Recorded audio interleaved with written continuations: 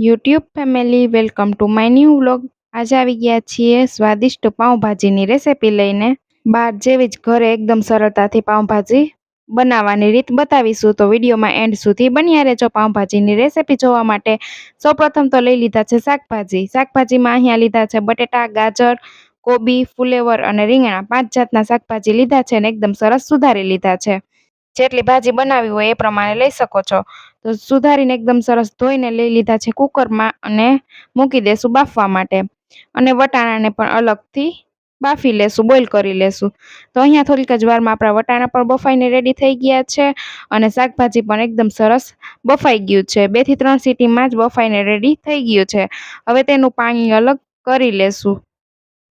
પાણી અલગ કરીને બધા જ શાકભાજીને કરી લેશું ક્રશ।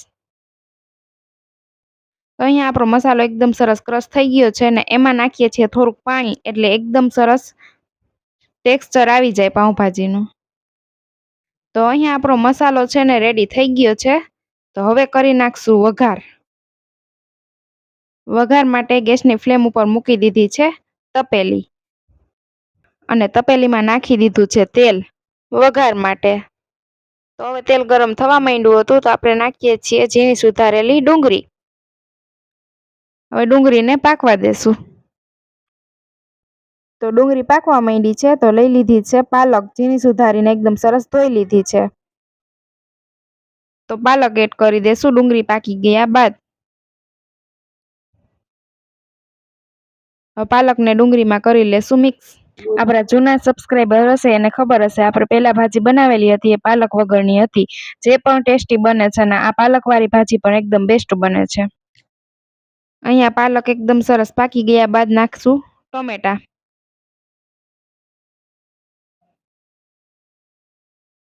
અને ટમેટાને કરી લેશું મિક્સ।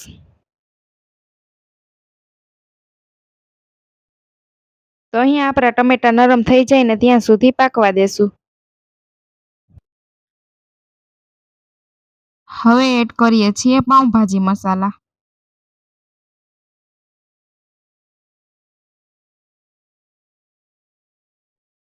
હવે એડ કરશું લસણ આદુની પેસ્ટ। તીખાસ માટે લાલ મરચું પાવડર, જેટલી તીખી કરવી હોય ભાજી એ પ્રમાણે એડ કરી શકો છો।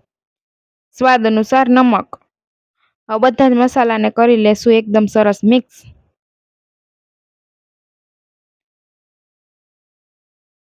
અને આપણા ટમેટા નરમ થઈ જાય ને ત્યાં સુધી પાકવા દેશું, એટલે એકદમ સરસ છે ને આપણી ગ્રેવી થઈ જશે મસાલાની બધી, ને મસાલો એકદમ સરસ પાકી જશે।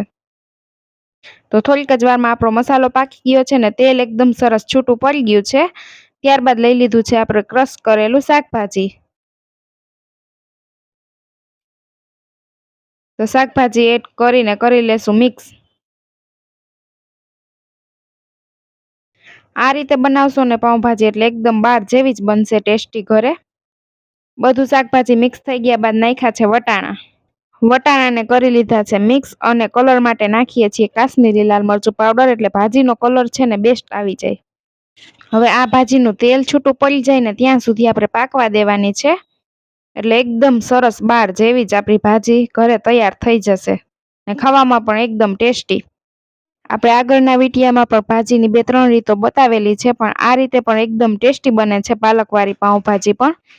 અને થોડીક જ વારમાં આપણું તેલ છે ને છૂટું પડવા માંડ્યું છે, તો તેલ છૂટું પડી જાય ત્યાં સુધી પાકવા દેશું ને વચ્ચે વચ્ચે ફેરવતા રહીશું।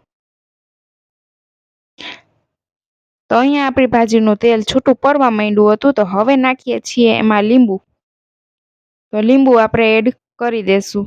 લીંબુ છે ને ખાસ ખ્યાલ રાખવાનો છે, આપણી ભાજી પાકી જાય ને ત્યારબાદ જ એડ કરવાનું છે। તો હવે આપણે ગેસની ફ્લેમ બંધ કરી દેશું અને એડ કરી દેશું લીંબુ। લીંબુ એડ કર્યા બાદ કરી લેશું મિક્સ અને નાખશું હવે ઝીણી સુધારેલી ધોઈને એકદમ સરસ ધાણા ભાજી। ધાણા ભાજી નાખીને પણ કરી લેશું મિક્સ। તૈયાર છે આપણી એકદમ સ્વાદિષ્ટ બહાર જેવી જ ઘરે એકદમ સરળ રીતે પાઉંભાજીની રેસિપી। આ વિડીયો કેવો લાગ્યો હોય કમેન્ટ કરીને જરૂરથી જણાવજો અને પાઉંભાજીની રેસિપીને જરૂરથી શેર કરી દેજો, એટલે બીજા બહેનો એકદમ સરળ રીતે પાઉંભાજી બનાવી શકે। અને આ વિડીયો તમને ગમ્યો હોય તો વિડીયોને કરી દેજો લાઈક, શેર અને ચેનલને સબસ્ક્રાઈબ.